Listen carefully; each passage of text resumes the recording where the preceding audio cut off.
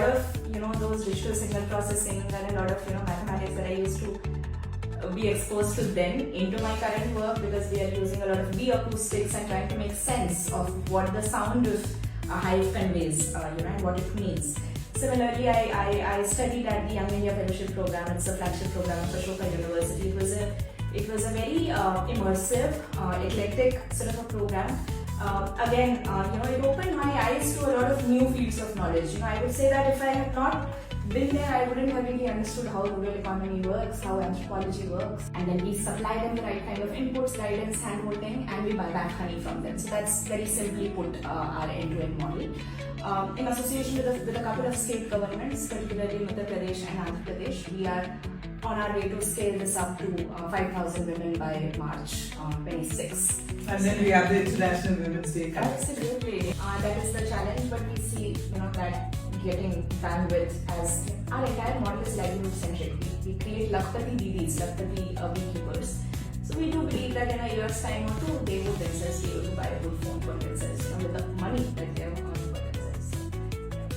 So hi, I'm Suti. I'm really excited to have Monika Shukla with us on the Wind Voices, our podcast here in New Delhi. Of course, we were going to shoot this podcast in New York, and then we were going to do a Zoom, and I'm so glad you're here in Delhi. So, Monika, you're like a CEO and founder of HumbleBee, and of course, you were in New York with the VM Power Challenge. So I want you to tell us in your own words a bit about the HumbleBee journey. How did you kickstart it? And what's next for you? No, absolutely. Thank you so much for having me here. So HumbleBee is a culmination of a lot of things that I and we as a team have done in our past lives. I'm an engineer by qualification. I used to work at the intersection of systems and technology and machines and a lot of things, and then realized that I should deep dive into building something which could be larger than myself. In 2015, I got a chance to build my own first social venture called Let's Endorse, and there we worked a lot on the cause of micro-entrepreneurship. We particularly worked a lot during COVID, when we turned about 6,200 odd reverse migrants, youth and women into micro-entrepreneurs, only to realize that to be able to unlock sustainable incomes at scale, you need to have a value chain scale of intervention, right? So just as how Amul has so beautifully de-risked the life of a dairy farmer in India, we wanted to create a parallel in another value chain. So we studied poultry, goatery, aquaculture, lakh cultivation, sericulture, and then we stumbled upon beekeeping. Realized how beekeeping has been such a laggard in the Indian agricultural ecosystem, and how there is so much to be done, so much value and potential to be unlocked there. So that was the genesis of our work with bees, and it has only deepened over time. And you just mentioned that from 1,700 you're going to scale up to 5,000 women in your organization. Right. So just tell us a bit more about that, and I'm really glad. So of course I know you talked about Amul, and then you have Seva. Yes. Some of these other organizations who are scaling things at the grassroots level, especially with our rural audience of women. So tell us a bit more about it. How are you scaling these efforts, and what support is the government providing? Yeah, I think I would go back to the main premise, which is that over 85% of Indian farmers are small and marginal, and with climate change the risks are huge. If one crop fails, they have nothing to fall back upon. And more than an economic and ecological issue, we think of this as a social justice issue. So we need to safeguard the lives and livelihoods of our small farmers. And women tend to be the invisible hands of agriculture, so we have made it a women-centric movement to usher into a golden revolution, as we call it in India, with scientific beekeeping. Women, because bees love the frequency of women's voices, it's a fact, and it's science. And over a period of time, we have also come to realize that women tend to be better nurturers and gentler with bees, with small insects. So that was the aha moment for us, when we realized that this is such a beautiful model which operates at the cusp of gender, ecology, bees, agricultural economy, and climate resilience. So we started small, working with a few partners and a few state forest and horticulture departments, and today we are at 1,700 women beekeepers. Each of them are productive owners of beehives as their own assets. and then we supply them the right kind of inputs, guidance, hand-holding, and we buy back honey from them. So that's very simply put our end-to-end model. In association with a couple of state governments, particularly in Uttar Pradesh and Andhra Pradesh, we are on our way to scale this up to 5,000 women by March 26. And then we have the International Women's Day coming. Absolutely. And so, how do you ensure entrepreneurship is accessible, especially people who may lack resources, training, networks? So, how do we bridge this gap? Stuti, unless you work across the value chain, unless your intervention spans the value chain, you cannot even think of bridging the gap. If I'm just a capacity builder, or if I'm just a trainer, or if I'm just an input supplier, one thing or the other would keep breaking in the value chain, which is why it's a tough battle for us to integrate all pieces of this puzzle together and make it a seamless journey for an entrepreneur. But it's the need of the hour, right? And that's how Amul has done it. That's how some of the larger value chain players have done it. You create an airtight system so the entrepreneur is never left behind, in the journey. So that's how we do it. We understand how much of a trouble unlocking capital is. Women. I mean, typically all the beekeeping programs in India have been happening at the state headquarter or district headquarter, right? And rural women can't, relocate there for 7, 10, 15 days just to take part in the training. So our training programs are designed to be hands-on, on ground, on field, right in the middle of the villages, where these clusters of women come, they interact with each other. We use a lot of voice, visual and vernacular in order to be able to bridge the accessibility gap. So we have a mobile app called Be Kind, which operates in 8 different Indian languages.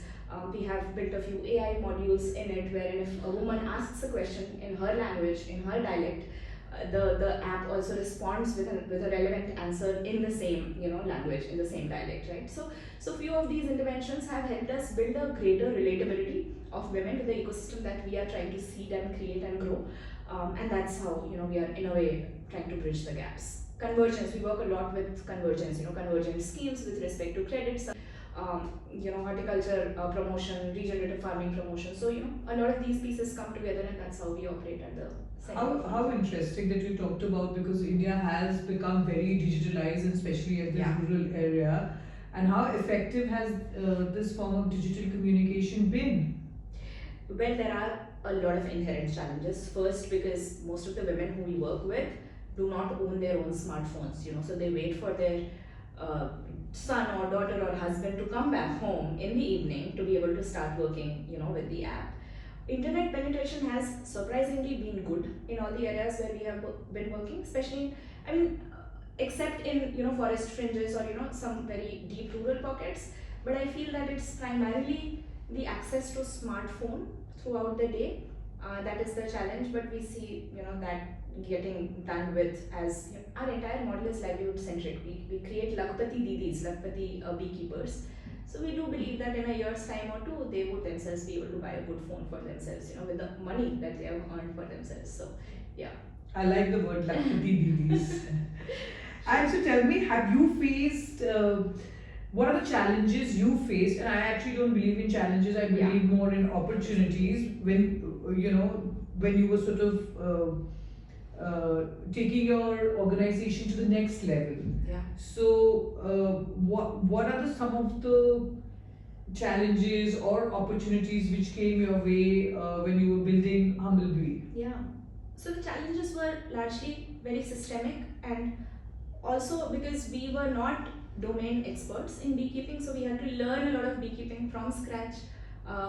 By ourselves. So we took part in several training programs in India, outside India, just to be able to learn the best practices of beekeeping, just to be able to bring those practices to India, right? So that was the capacity building or training challenge, so to say. The other thing related to, particularly talking of beekeeping, was related to input supplies. There are no high quality suppliers of beehives in India.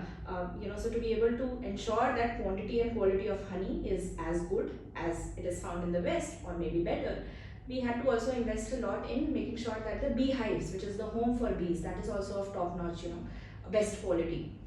Since there were no suppliers, we had to jump into manufacturing beehives ourselves. So we learned carpentry, we learned woodworking, we learned precision engineering, So a lot of these newer areas which we explored, deep dived into and learned for ourselves, are opportunities in a way. I wouldn't call them challenges myself, but now we know so many things about so many things in And this which value is chain. happening. Yeah. Yeah. So that is that. And tell us, like, you are from IIT and you've been part of a lot of fellowships. Yes. So tell us a bit about that. Like, how has your education helped you to build this organization and Yeah, I like mean, throw some light on that? of course, yeah. It's the gratification with education is not really instant, right?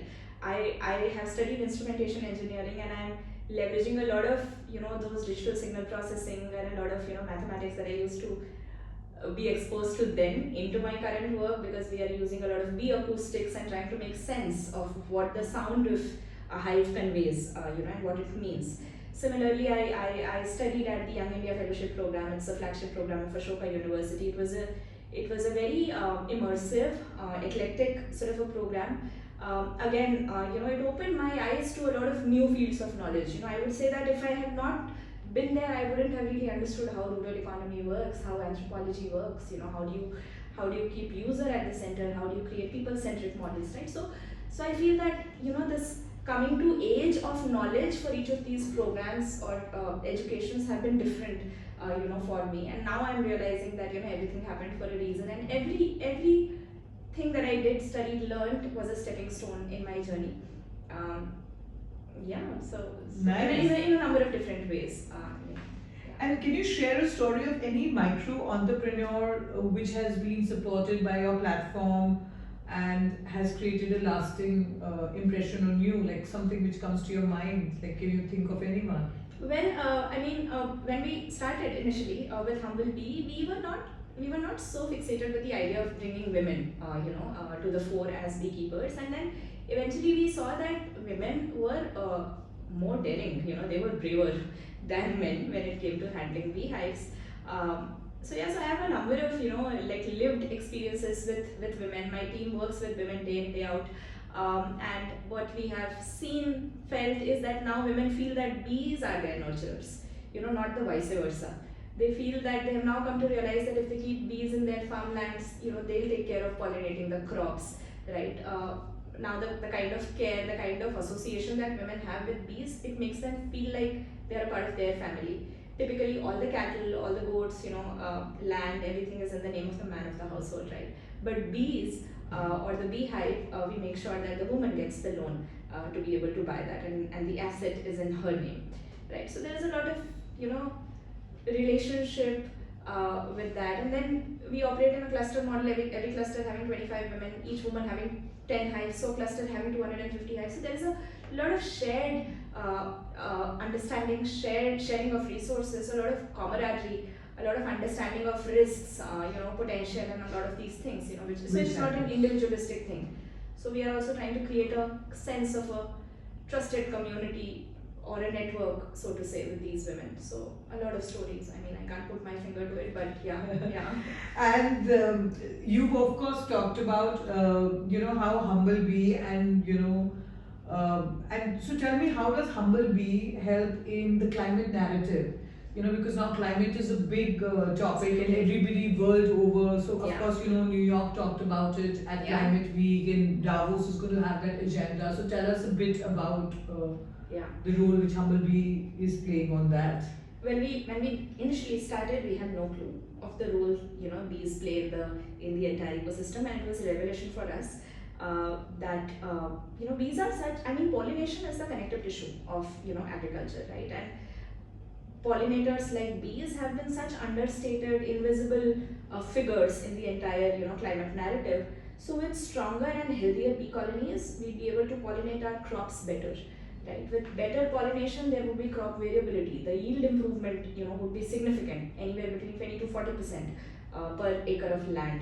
The fruits would be uniformer, they'd be rounder.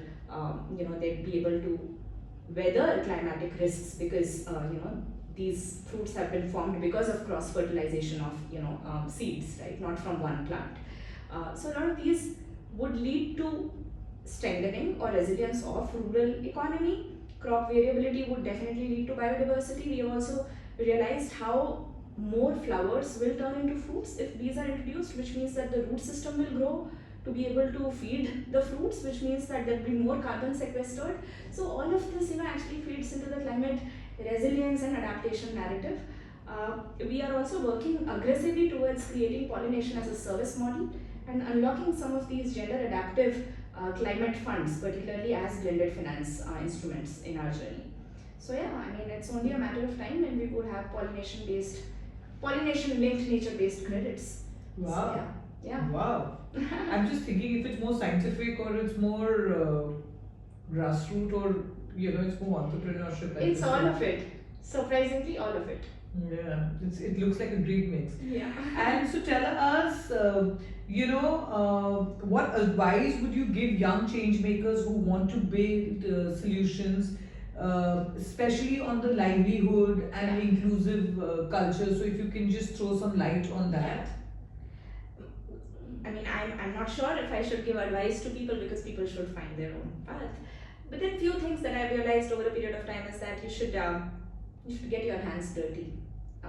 Sitting in the office would only take you so far unless you work on the field, unless you learn the trade yourself, unless you are in the position where you can be the role model for the woman on the ground. Nobody would really accept you as you are, right? So you have to be the person first, with respect to inculcating the right kind of spirit, competency, skills, etc. You have to be extremely and irrationally passionate about the problem that you are working towards. There are going to be setbacks every day. I cry every day. I laugh every day, right? But then you have to know the bigger purpose that you are working towards. So it's not a sprint. This is going to be It has to be a step by step. Life's work, and it's going to be a marathon. At least 15-20 years from now. So you have to have that kind of commitment to be able to invest the prime years of your life to be able to give to the cause. So, yeah. I love that. I really love that. I mean, that's exactly the reason Women Inspiring Network was formed. It's like a movement to pay it forward. Yeah. And on that note, we've come to the end of our session. But I'd like you to leave our viewers with a winning message because Women Inspiring Network is all about inspiration. Yeah. So maybe you can give a message to all the Lakpati Didis or all the women out there. Anything which comes to your mind in a line or two. I would like to say that inspiration lies everywhere around you. It's just a matter of the light that you are looking at people, at objects, at happenings that would actually unlock something in you. That would make you feel that you took away something from it, or that will just maybe make you feel that it was a worthless exercise, right? So it's just about keeping your eyes and ears open and learning from every small micro happening that's around you. So just be aware. There's a concept of inculcating consciousness and vivek, and try and inculcate that, and don't get bothered about setbacks. There's also a state of mind called equanimity or sthita pragya, as it is said in Gita. So no joy is a lot of joy, no sorrow is a lot of sorrow. You have to have a middle path. You have to respond and not react to certain situations, and that is something that I want our women entrepreneurs to stay with. Thank you. Wow. Thank you so much for joining us on the Will Voices podcast. Thank you so much, Stuti. Thank you. It means a lot.